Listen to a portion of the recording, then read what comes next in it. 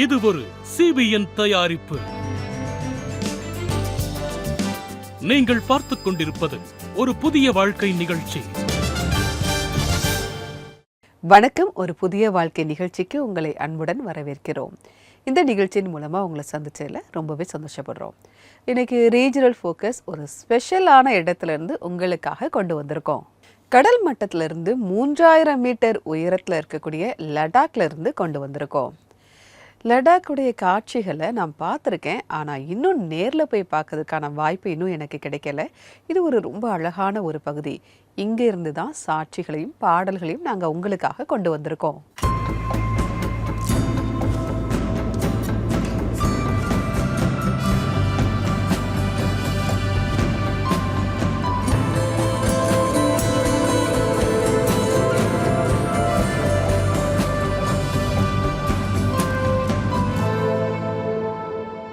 அது மட்டும் இல்லை, இந்த மாதம் முழுவதும் நம்ம ஜெபம் அப்படிங்கிற தலைப்பில் தொடர்ந்து தியானம் செஞ்சுக்கிட்டு இருக்கோம். அந்த வகையில் நம்ம நம்பிக்கையோடு நம்ம ஜெபிக்கும் போது நம்ம வாழ்க்கையில் இருக்கக்கூடிய கஷ்டமான சூழ்நிலைகளை தேவன் மாற்றுகிறார். அதை தான் பார்க்க போகிறோம். இப்போ லடாக்ல இருந்து ஒரு சாட்சி தான் பார்க்க போகிறோம். நிக்சன் மோசஸ் அவங்கள தான் நம்ம சந்திக்க போகிறோம். இவங்க கடவுள் நம்பிக்கையே இல்லாமல் இருந்திருக்காங்க. எப்படி ஜெபம் பண்ணுறது அது கூட இவங்களுக்கு தெரியாது. ஆனால் இவங்க வாலிப வயதில் இவங்களுக்கு ஒரு நோய் வந்திருக்கு. அதற்கு பிறகு தான் இவங்க தேவனை பற்றி தெரிந்து கொண்டாங்க. ஜெபத்தின் வல்லமையை இவங்க தெரிந்து கொண்டாங்க.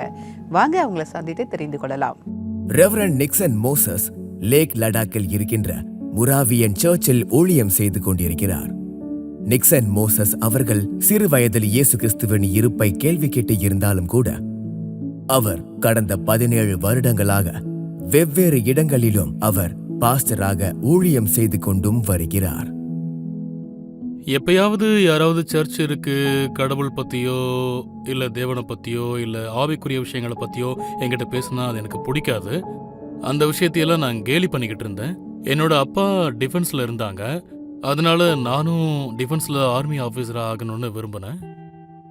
17 வயதான நிக்சன் தன்னுடைய கனவை நிறைவேற்றுவதற்காக ராஷ்டிரிய ரக்ஷா அகாடமியின் நுழைவுத் தேர்வு எழுதுவதாக இருந்தபோது ஒரு சம்பவம் நடந்தது. அது அவருடைய வாழ்க்கையின் நிலைமையையே மாற்றிவிட்டது. என்னோட 2 நுரையீரலுமே கெட்டு போச்சு.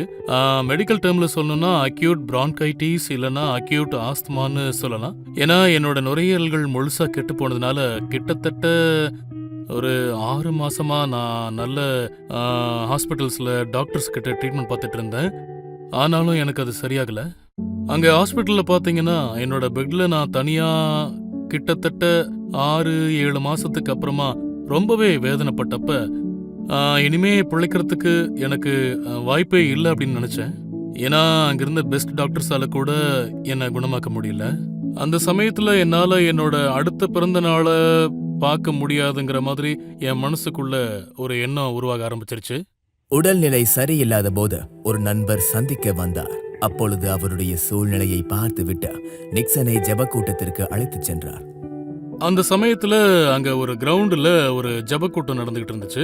நான் அங்க போனப்ப நான் ரொம்பவே பலவீனமா உணர்ந்தேன். எனக்கு ஜுரம் இருந்துச்சு, எனக்கு மூச்சை விடுறது சிரமமா இருந்துச்சு. அப்புறம் ஒரு இடத்த பார்த்து அங்க நான் உக்காந்துக்கிட்டேன்.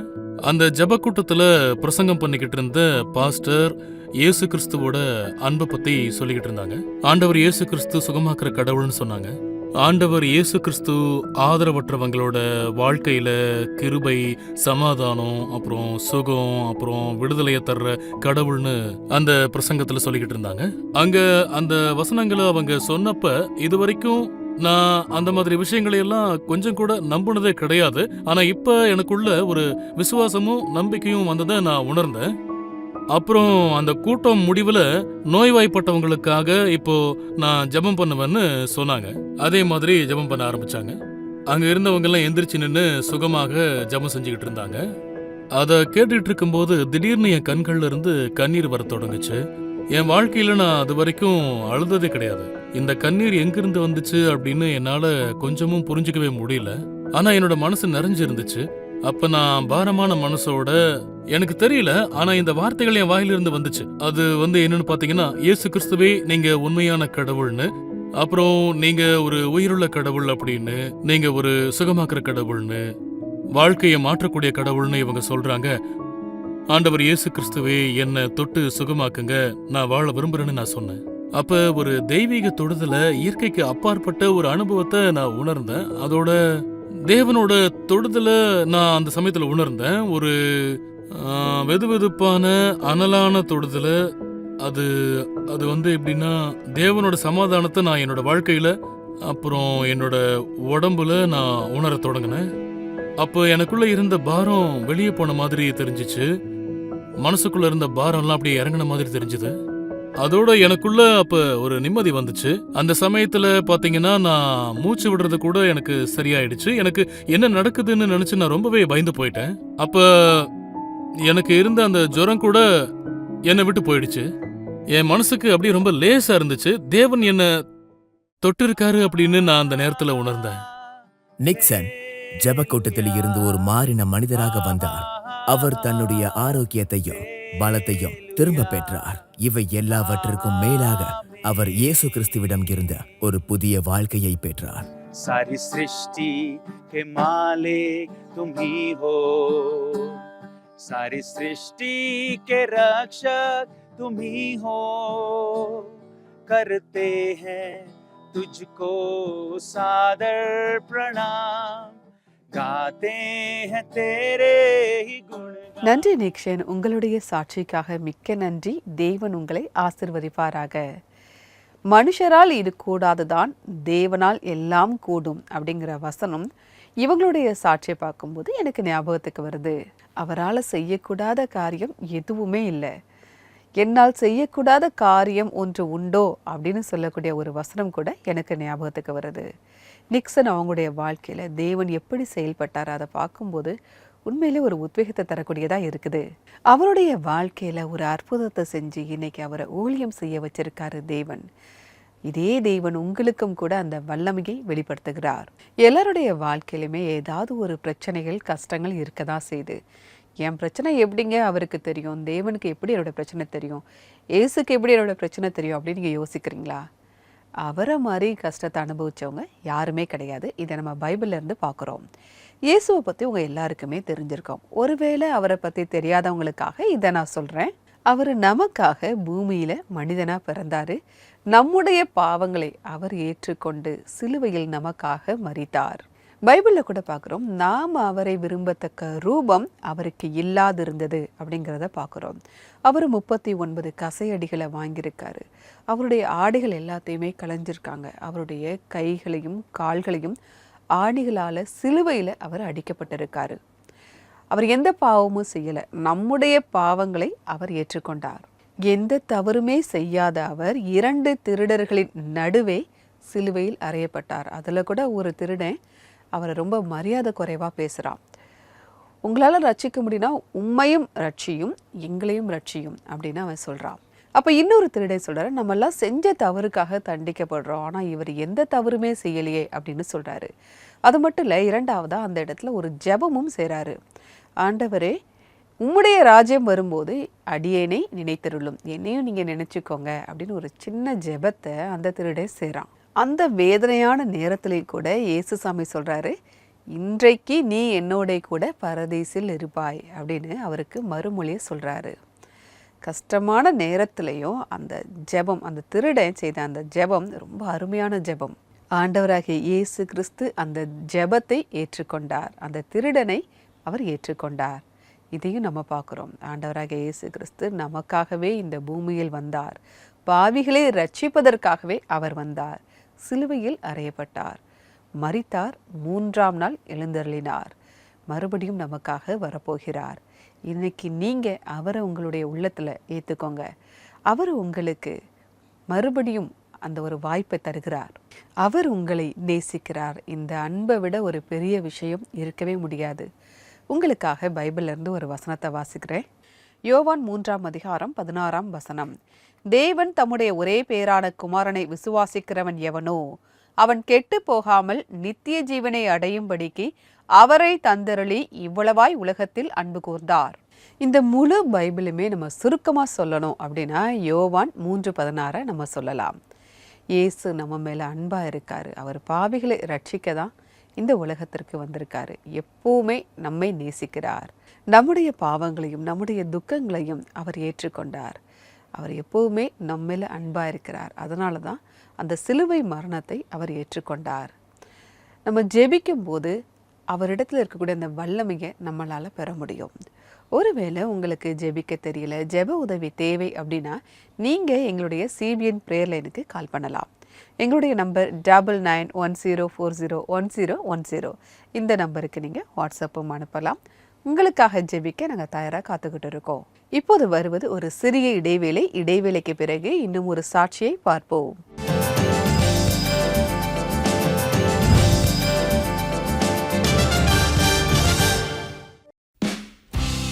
ஒரு புதிய வாழ்வு ஒவ்வொரு புதன்கிழமை அன்றும் உங்களுக்காக தேசிய பிரதேசங்களின் நிறத்தை தேசிய டிவியின் மேடையில் கொண்டு வருகிறது. உண்மை சம்பவத்தை பாருங்கள். சபை பாடகர் குழு பாடல்களை கேளுங்கள். மேலும் சரித்திர சிறப்பு வாய்ந்த தேவாலயங்களை சுற்றி பாருங்கள். ஒவ்வொரு புதன்கிழமையும் ஒரு புதிய இடத்திற்கு செல்லுங்கள். உள்நாட்டிலும் வெளிநாட்டிலும் இருந்த ஒரு புதிய வாழ்வு ரீஜனல் போக்கஸை பார்ப்பதற்காக CBNக்கு உதவுங்கள். Give to CBN.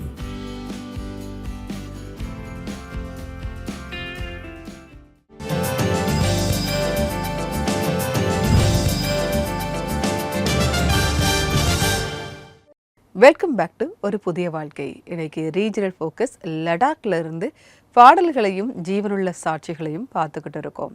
அது மட்டும் இல்லை, நம்ம நம்பிக்கையோட ஜெபம் செய்யும் போது தீமையும் நமக்கு நன்மையாக மாறும் அப்படிங்கிறதையும் பார்த்துக்கிட்டு இருக்கோம். லடாக் இயற்கை அழகு நிறைஞ்ச ஒரு இடமா இருக்கு. அது மட்டும் இல்லை, இங்கே இருக்கக்கூடிய ஸ்பெஷல் உணவுகளுமே ரொம்ப சுவையானதாக இருக்கும். அதாவது மோமோஸ், தொப்பா, இந்த உணவுகள் ரொம்ப ஃபேமஸானது. அது மட்டும் இல்லை, இங்கே கிடைக்கக்கூடிய டீயும் ரொம்ப ஃபேமஸானது. இந்த டீயை பட்டர் டீன்னு சொல்லுவாங்க, அல்லது குல்குல் டீன்னு சொல்கிறாங்க. இது ஒரு அற்புதமான டீயாக இருக்குது. அதாவது காட்டெருமையின் பாலிலிருந்து தயாரிக்கப்பட்ட வெண்ணெயிலிருந்து இந்த டீயை தயாரிக்கிறாங்க. அதாவது லடாக் ஒரு உயரமான இடத்துல இருக்குது. அங்கே குளிர் ரொம்ப அதிகமாக இருக்கும். அப்போ அங்கே இருக்கக்கூடிய மக்களுடைய உடல்நிலைக்கு ஏற்றவாறு இந்த டீ இருக்குது. இது நிறைய கலோரிகள் நிறைந்தது. அவங்களுக்கு தேவையான சத்தையும் அது தருது. அந்த உடல் சூட்டையுமே இந்த டீ பாதுகாக்குது. இது ஒரு பிரபலமான டீ. நீங்கள் இங்கே போனீங்க அப்படின்னா இந்த டீயை நீங்கள் குடிச்சு பாருங்கள். இப்போ நம்ம லடாக்ல இருந்து ஒரு சாட்சியை பார்ப்போம். பர்வீன் அவங்கள தான் நம்ம சந்திக்க போகிறோம். இவங்களுடைய வாழ்க்கையில் ஜெபம் எப்படி ஒரு மாற்றத்தை கொண்டு வந்தது அப்படிங்கிறத அவங்க சொல்கிறாங்க. இவங்களுக்கு மூளை காய்ச்சல் வந்திருக்கு. டாக்டர்கள் எல்லாருமே கைவிட்ட ஒரு நிலையில் இவங்க படுத்த படுக்கையாக இருந்திருக்காங்க. அந்த நேரத்தில் இவங்க தேவனை நோக்கி பார்க்க ஆரம்பிச்சிருக்காங்க, ஜெபிக்க ஆரம்பிச்சிருக்காங்க. பிறகு எப்படி ஒரு புதிய வாழ்க்கையை பெற்றுக்கொண்டாங்கன்னு அவங்க சொல்கிறாங்க. வாங்க பார்க்கலாம். பர்வீன் பாபி ஒரு துடிப்பான கல்லூரி மாணவியாக இருந்தார். அவருக்கு தன்னுடைய எதிர்காலத்தை பற்றி பெரிய கனவு இருந்தது. வேடிக்கையோடு தொடங்கிய அவருடைய கேர்ள்ஸ் ட்ரிப் விரைவிலேயே அதிர்ச்சி அளிக்கக்கூடிய ஒன்றாக மாறுவதாக இருந்தது. நான் கேர்ள்ஸ் ட்ரிப்புக்காக சண்டிகர்ல இருந்து டெல்லிக்கு போறப்ப நான் என்னோட ஃப்ரெண்டுங்களோட போனேன். போற வழியில ஒரு ரெஸ்டாரண்ட்ல லஞ்சுக்காக நாங்க நின்னோம். எல்லாருமே அவங்களுக்கான சாப்பாடை ஆர்டர் பண்ணாங்க. நானும் எனக்கான பர்கரை ஆர்டர் பண்ணேன். நான் அந்த பர்கரை சாப்பிட்டப்ப அது கொஞ்சம் கூட நல்லாவே இல்லை. திடீர்னு என்னோட உடம்பு செயல்படாமல் அப்படியே நின்று போச்சு. என்னோட எல்லா ஃப்ரெண்டுங்களும் ரொம்பவே பயந்து போயிட்டாங்க. என்னோட சூழ்நிலையை பார்த்துட்டு என்னோட நண்பர்கள் ட்ரிப்பை அப்படியே நிறுத்திட்டாங்க. அவங்க ரொம்ப பயந்து போயிருந்ததுனால உடனே சண்டிகர் திரும்புறதுக்கு அவங்க முடிவு செஞ்சாங்க. உடனே நாங்க எல்லாரும் சேர்ந்து சண்டிகர் சேர்ந்துட்டோம். டெல்லிக்கு செல்ல வேண்டிய அந்த ட்ரிப் இப்பொழுது மருத்துவமனை ட்ரிப்பாக மாறிவிட்டது. பர்வீனை மருத்துவமனையில் அனுமதித்தார்கள். அவருக்கு மூளை காய்ச்சல் ஏற்பட்டிருக்கிறது என்று அங்கு தெரிய வந்தது. என் உடம்போட செயல்பாடு அப்படியே முழுசா நின்னு போயிடுச்சு. எந்த நம்பிக்கையும் இல்லைன்னு டாக்டர் சொல்லிட்டாங்க. ஒண்ணு வாழ்க்கை முழுசும் படுத்த படுக்கையா இருப்பாங்க, இல்லைன்னா பொழைக்கவே மாட்டாங்கன்னு சொல்லிட்டாங்க. என்னோட அம்மா ட்ரீட்மெண்ட் பண்றதுக்காக திரும்ப இங்கேயே கூட்டிட்டு வந்தாங்க. நான் என்னோட ஒவ்வொரு விஷயத்துக்காகவும் எல்லா தேவைகளுக்காகவும் என்னோட நண்பர்களை சார்ந்து இருக்க வேண்டியதா இருந்துச்சு. நான் அவ்வளோ பலகீனமா இருந்தேன். இந்த நேரத்தில் பர்வீனுடைய தாயாரும் சர்ச் நண்பர்களும் தொடர்ந்து இவருக்காக ஜெபம் செய்து கொண்டிருந்தார்கள். பர்வீன் எதுவும் செய்ய முடியாமல் படுக்கையில் இருந்தபோது அவர் மிகவும் சோர்வாக இருந்தார். தன்னுடைய கடினமான நேரத்தில் அவருக்கு தன்னுடைய சிறுவயது தோழியினுடைய ஞாபகம் வந்தது. நான் சின்ன பொண்ணா இருந்தப்போ இயேசு கூட எனக்கு நல்ல நட்புறவு இல்ல. அவர் இருக்காரு அவ்வளவுதான். இப்படிதான் நினைச்சிட்டு இருந்தேன். ஆனா இந்த சம்பவத்துக்கு அப்புறம் என்னோட வியாதி மூலமா நான் இயேசுவுக்கு நெருக்கமானேன். என்னோட வாழ்க்கையில நான் அவரோட தொடுதலை உணர்ந்தேன். நான் படுத்த படுக்கையா இருந்தேன், குழப்பத்துல மூழ்கி இருந்தேன். அந்த நேரத்துல என் முழு உடம்புலையும் நான் அவரோட தொடுதலை உணர்ந்தேன். இயேசு மட்டும்தான் என்னோட கடைசி நம்பிக்கைங்கிறத நான் உணர்ந்தேன். அப்ப நான் அவர் மேல நம்பிக்கை வச்சேன். திடீர்னு என்னோட அவநம்பிக்கை நம்பிக்கையா மாறிடுச்சு. இயேசு மட்டும்தான் என்ன சரி பண்ண முடியும்னு நான் முழுமையா நம்பினேன். இயேசு மேல நான் வச்சிருந்த நம்பிக்கை எந்த இடத்திலயுமே குறையல. இந்த புதிய நம்பிக்கையோடு பர்வீனுடைய உடல்நிலை கொஞ்சம் கொஞ்சமாக சரியாகிறது. அசையக்கூட முடியாமல் இருந்த பெண் 9 மாதத்திற்குள் தன்னுடைய சொந்த காலில் நின்றார். தேவன் அவருடைய சூழ்நிலையை மாற்றிவிட்டார். இதற்காக அவர் தேவனுக்கு நன்றி உள்ளவராகவும் இருக்கிறார். என்னோட அம்மாவும் என்னோட தோழிகளும் தொடர்ந்து எனக்காக ஜெபம் செஞ்சிட்டு இருந்தாங்க. அப்ப ஒவ்வொரு நாளும் என்னோட உடம்புல முன்னேற்றம் வந்துட்டு இருந்துச்சு. இது அவங்களோட ஜெபத்தின் வல்லமைங்கிறத நான் உணர்ந்தேன். 9 மாசத்துக்குள்ளேயே எனக்கு பேசக்கூடிய சக்தி வந்துடுச்சு. அப்புறம் மறுபடியும் நான் என்னோட சொந்த கால்ல நிக்கிறதுக்கு எனக்கு 2 வருஷம் ஆயிடுச்சு. இந்த நேரத்துல பைபிள்ல 23வது சங்கீதம் என்ன ரொம்ப ரொம்ப வலிமைப்படுத்துச்சு.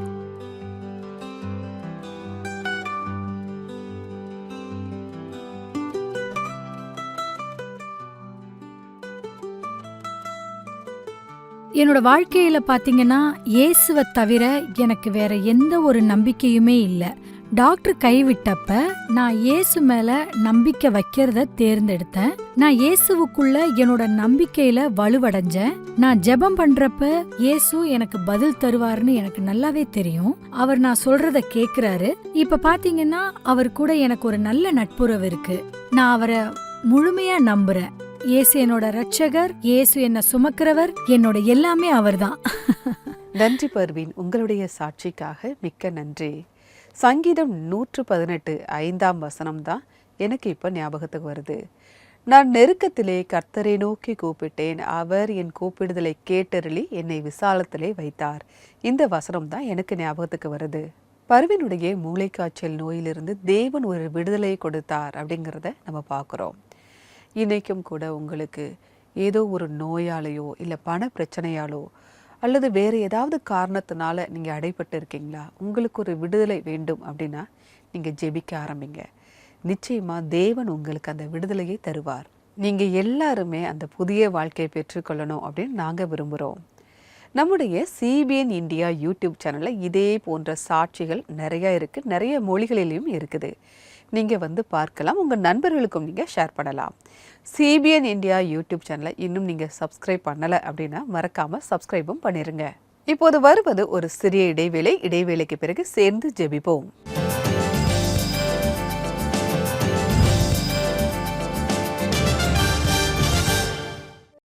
உங்களுடைய மனதின் குரலில் பிரசங்கத்தில் வல்லமையை அனுபவியுங்கள். एउटा ईसाई जीवन जिउँदै गर्दा उनीहरू पनि मैं एक विषय थे आप लोगों के बीच में ले सकूं। आप अकेले नहीं हैं।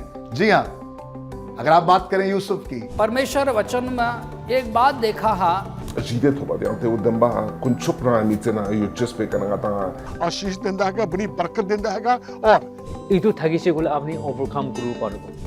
சிபிஎன்னுடன் இணைந்த நற்செய்தியை ஒவ்வொரு வீட்டுக்கும் கொண்டு செல்லும் இந்த முயற்சியில் இன்றைக்கு ஒரு புதிய வாழ்க்கை குடும்பத்தில் இணையுங்கள்.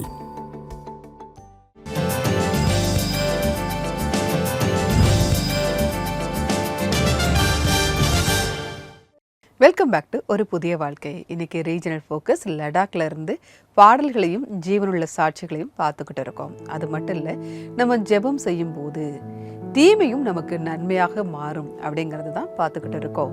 சங்கீதம் 31:8 வசனம் நமக்கு என்ன சொல்ல தெரியுமா?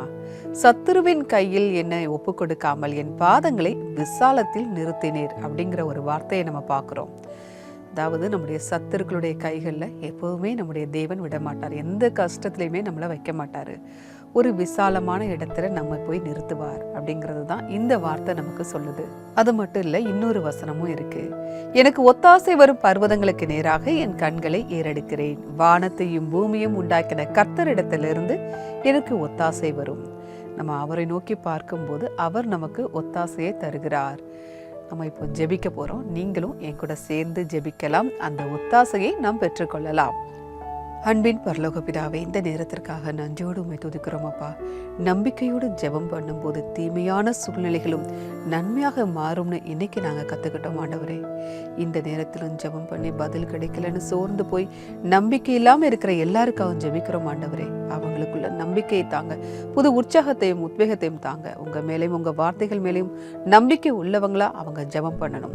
சூழ்நிலைகள் எவ்வளவு மோசமாக இருந்தாலும் சரி, உங்ககிட்ட பேசுறதை அவங்க விட்டுறக்கூடாது ஆண்டவரே. உங்களை விட்டு விலகி போனவங்க திரும்ப உங்ககிட்ட வரவும், ஜெபம் பண்ணாமல் இருக்கிறவங்க மறுபடியும் மீண்டும் ஜெபம் பண்ணவும் நாங்கள் ஜெபிக்கிறோம் ஆண்டவரே. அவங்களை நீங்கள் தைரியப்படுத்துங்க. எல்லா மன அழுத்தங்களையும் கேள்விகளையும் சந்தேகங்களையும் எடுத்து போடுங்கப்பா. அவங்க வாழ்க்கையில் இருக்கக்கூடிய வியாதிகள், பிரச்சனைகள், சவால்கள், போராட்டங்கள் எல்லாமே மாறட்டும் ஆண்டவரே. இந்த நேரத்திலும் லடாக்கிற்காக ஜெபிக்கிறோம் ஆண்டவரே. அங்குள்ள மக்களை ஆசீர்வதிங்க, நல்ல பாதுகாப்பை தாங்க. அங்கே இருக்கிற உங்களுடைய பிள்ளைகள் உங்களுடைய நாமத்திற்கு மகிமை கொண்டு வரக்கூடிய வாழ்க்கை வாழ நீங்க உதவி செய்யுங்கப்பா. மீட்பர் இயேசு மூலமா ஜெபம் கேளும் பரமபிதாவே. ஆமென், ஆமென். நீங்க சோர்ந்து போகாம, பின் வாங்காம, நம்பிக்கையோட தொடர்ந்து ஜெபம் பண்ணுங்க. அப்போ தீமையும் உங்களுக்கு நன்மையாக மாறும். இப்போது இன்றைக்கான பைபிள் வசனத்தை பார்ப்போம். அதாவது நம்முடைய கடினமான நேரத்துல மன அமைதியோட இருக்கிறதுக்கு நம்ம என்ன பண்ணணும் அப்படிங்கிறத இந்த வசனம் நமக்கு கற்றுக் கொடுக்குது. நீங்கள் ஒன்றுக்கும் கவலைப்படாமல் எல்லாவற்றையும் குறித்து உங்கள் விண்ணப்பங்களை ஸ்தோத்திரத்தோடே கூடிய ஜெபத்தினாலும் வேண்டுதலினாலும் தேவனுக்கு தெரியப்படுத்துங்கள். அப்பொழுது எல்லா புத்திக்கும் மேலான தேவ சமாதானம் உங்கள் இருதயங்களையும் உங்கள் சிந்தைகளையும் கிறிஸ்து இயேசுவுக்குள்ளாக காத்துக்கொள்ளும். பிலிப்பியர் 4:6-7. பவுல் ஜெயில இருக்கும்போது தான் இந்த வசனத்தை அவர் எழுதியிருக்காரு. தேவன் தரக்கூடிய சமாதானம் எப்படியெல்லாம் நம்மை வழிநடத்தும் அப்படின்னு இந்த வசனம் நமக்கு கற்றுக் கொடுக்குது. உங்களுக்கு என்ன விண்ணப்பங்கள் இருந்தாலும் அதை ஜெபத்துல நம்ம தேவனுக்கு தெரியப்படுத்தணும். அப்படி செய்யும்போது எல்லா புத்திக்கும் மேலான தேவ சமாதானம் நம்மை நிறைத்து கொள்ளும். அதனால நீங்க தொடர்ந்து ஜெபம் செய்யுங்க, அதை நீங்க விட்டுறாதீங்க. இப்போது வருவது ஒரு ஆராதனை பாடல். இதோட நான் வேறொரு எபிசோட்ல உங்களை சந்திக்கிறேன். அதுவரை கர்த்தருடைய கிருபை உங்கள் அனைவரோடும் கூட இருப்பதாக. God bless you.